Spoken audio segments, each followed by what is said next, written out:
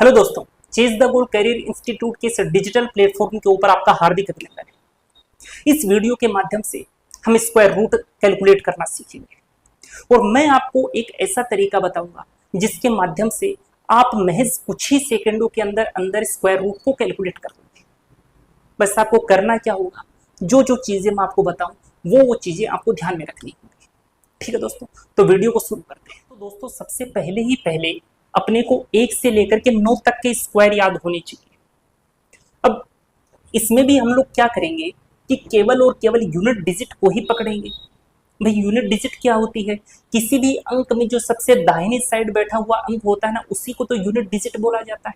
तो unit digit का ही use करेंगे। तो जो दहाई पर बैठा हुआ अंक है वो अपने किस काम का है, तो उसकी छुट्टी कर दो। चलो, 1 को भगाया, 2 को भगाया, 3 को भगाया, 4 को भगाया, 6 को भगाया और 8 को भी भगा दिया।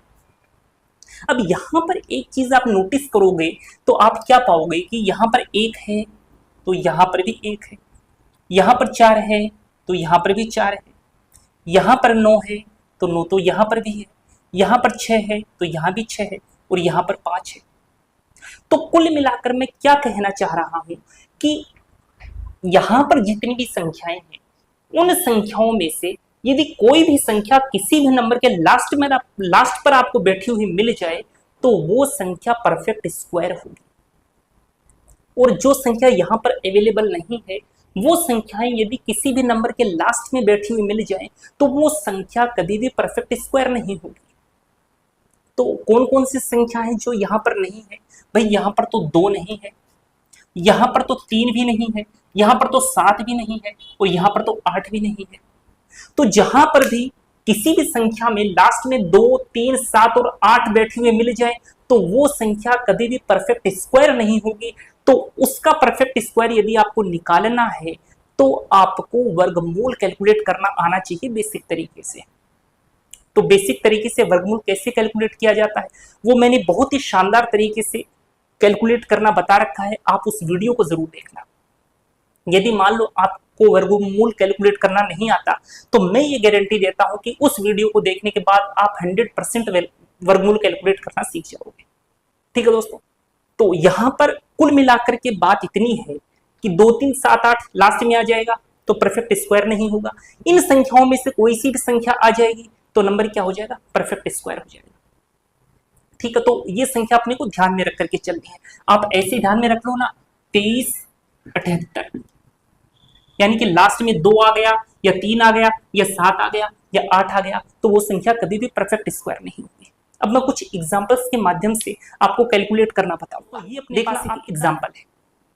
अब इस एग्जांपल को देखो, सबसे पहले यहां देखा करो, यहां पर 2 नहीं है, यहां पर 3 नहीं है, यहां पर 7 नहीं है और यहां पर तो 8 भी नहीं है, यानी ये संख्या क्या है? एक परफेक्ट स्क्वायर है। तो सोल्व करने के लिए सबसे पहले आप क्या किया करो, यहां से 2 के जोड़े बनाया करो। बना लिए जोड़े, बनाने के बाद भाई काम तो अपना इस यूनिट डिजिट से ही चलेगा और इस यूनिट डिजिट के नीचे डॉट लगा दिया करो ताकि अपने को पता लगे कि यूनिट डिजिट है, कहीं आप कंफ्यूज ना हो जाओ। अब अपने को क्या करना है, जो लिस्ट अपने 1 से लेकर के 9 तक के स्क्वायर में बनाई थी उसमें ये बताओ कि यूनिट डिजिट पर 4 कहां पर आ रहा था। तो भाई 4 तो अपने को कहां मिला था? फिर 2 का स्क्वायर 4 होता है तो 2 के यूनिट डिजिट पर 4 था। उसके अलावा 8 का स्क्वायर 64 होता है तो 64 के अंदर भी तो यूनिट डिजिट पर 4 था। तो 2 के स्क्वायर में यूनिट डिजिट पर 4 था और 8 के स्क्वायर में भी तो यूनिट डिजिट पर 4 था। तो 2 को ऊपर लिख दिया और 8 को नीचे लिख दिया। इतना काम तो कर सकते हैं हम लोग। ठीक है, अब आपकी नजर यहां पर आनी चाहिए, 125 को देखो। ऐसा कोई नंबर है क्या जिसका स्क्वायर या तो 125 हो या 125 से कम हो? तो ऐसा तो कोई नंबर नहीं है जिसका स्क्वायर 125 हो। तो 125 से जस्ट कम कोई नंबर मिले, ऐसा कोई स्क्वायर है क्या? तो 11 का स्क्वायर होता है ना 121, तो यहां पर 11 रख दो तो अपने पास 2 संख्याएं आ गई, 112 और 118। तो 112 और 118 में से ही कोई संख्या है जिसका स्क्वायर यहां पर बैठा है। अब आइडेंटिफाई कैसे करेंगे, किस तरीके से हम लोग आइडेंटिफाई कर पाएंगे कि ये 112 का स्क्वायर है कि 118 का स्क्वायर है? तो उसके लिए अपने को क्या करना है भाई, 112 और 118 के बीच में क्या कोई ऐसा नंबर है जिसके यूनिट डिजिट पर 5 आता हो?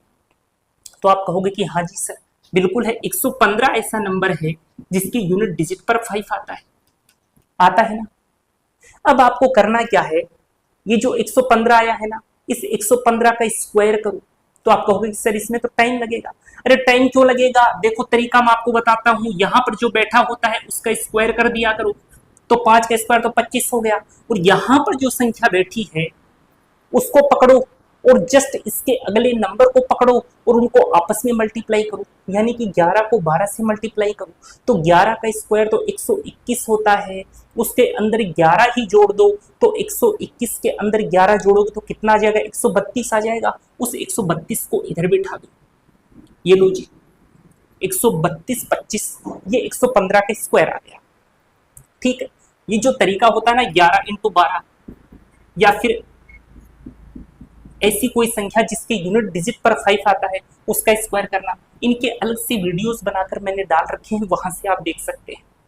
ठीक है दोस्तों, तो यहां पर संख्या क्या आई, 132 25। अच्छा, इस 132 25 को इस संख्या से कंपेयर करूं, यहां पर एक वर्ड ध्यान में रख लेना, से। ये से वर्ड जो है ना ये आपकी बहुत ज्यादा मदद करेगा। कैसे मदद करेगा, देखो 132 25 से ये वाला नंबर कम है कि ज्यादा, ये बता दो आप। तो आप कहोगे कि 132 25 से तो ये वाला जो नंबर है ना वो कम है, तो ये वाला नंबर कम है, तो 112 और 118 में जो छोटी संख्या है वही अपना इस नंबर का स्क्वायर है। तो छोटी संख्या कौन सी है, 112 है, तो 112 का स्क्वायर क्या होगा जी, 125 44 होगा।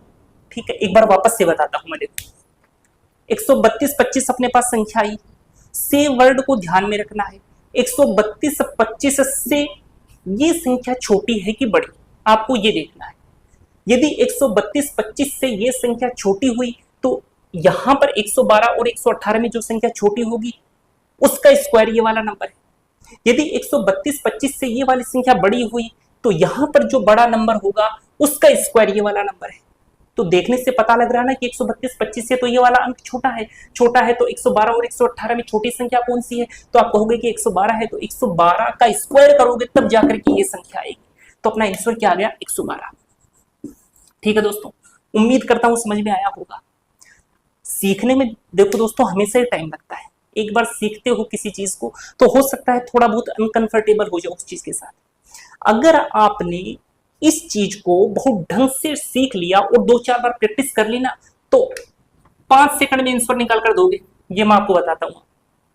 ठीक है ना, प्रैक्टिस अच्छे से करना, ढंग से समझना, और ये जो वीडियोस है ना इन दोनों वीडियो को जरूर देखना आप। ठीक है दोस्तों, कुछ और एग्जांपल्स हम लोग करते हैं, उन एग्जांपल्स को देखना। तो दोस्तों इस एग्जांपल को देखो, सबसे पहले मैंने जो चीज बताई थी उसको देखो। यहां पर 2 है क्या, नहीं है, 3 भी नहीं है, 7 भी नहीं है, 8 भी नहीं है, यानी कि ये वाली जो संख्या है ना वो परफेक्ट स्क्वायर है। फिर अपने को क्या करना है, फिर अपने को जोड़े बनाने हैं। चलो जोड़ा बनाया, फिर अपने को डॉट लगाना है, यानी कि अपने को इस 9 से ही मतलब है।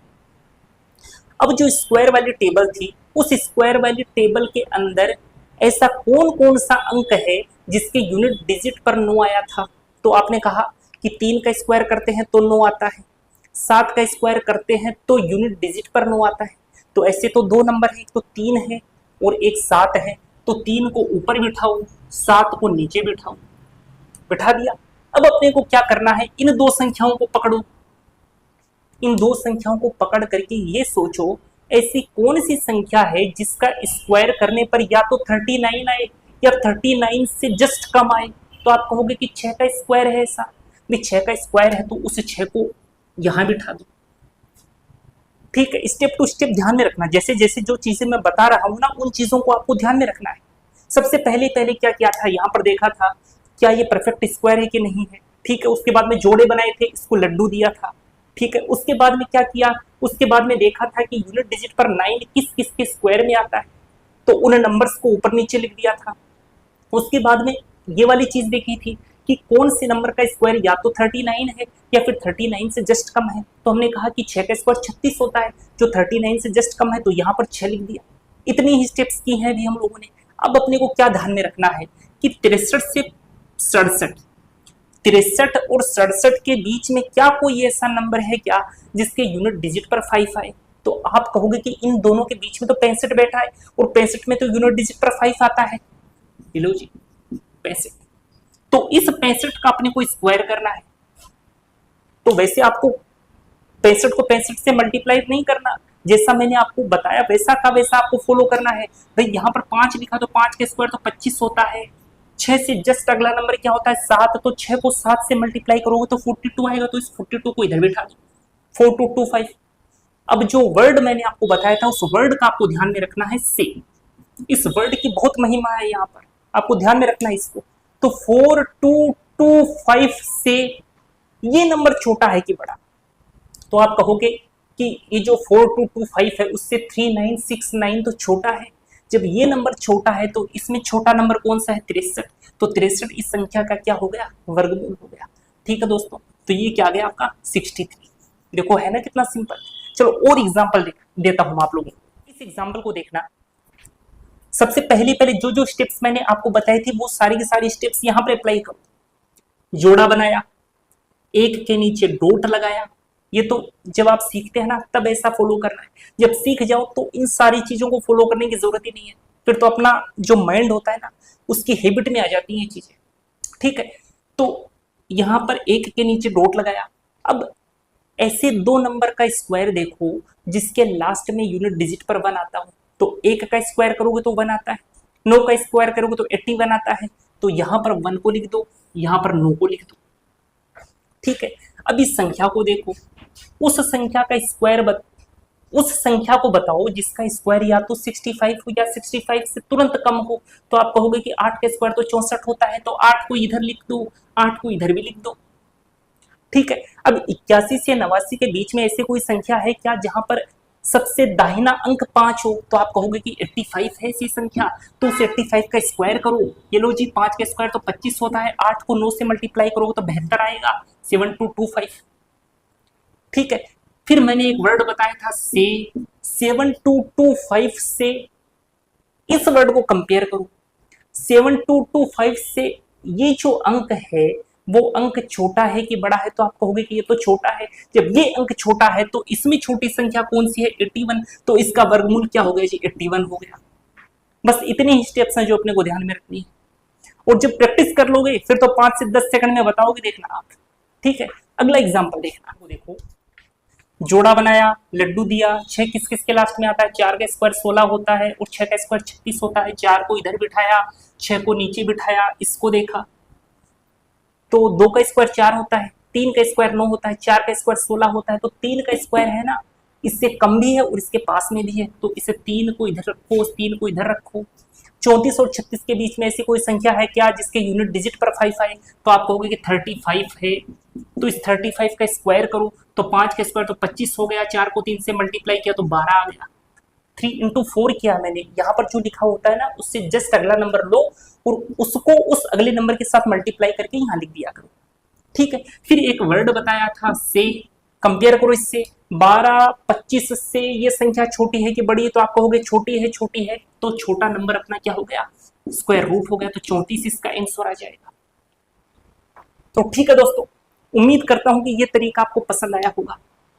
3-4 बार प्रैक्टिस करना, फिर जैसे ये तरीका आपके प्रैक्टिस में आ जाएगा ना दोस्तों, तो देखना आप कितने फटाफट स्क्वायर रूट बता पाओगे। अगर आपको वीडियो पसंद आया है तो वीडियो को लाइक जरूर करना है और इसी प्रकार के बेहतरीन ट्रिक्स पाने के लिए चैनल को सब्सक्राइब जरूर करना है। ठीक है दोस्तों, मिलते हैं ऐसी ही एक और नई ट्रिक्स के साथ, तब तक के लिए धन्यवाद।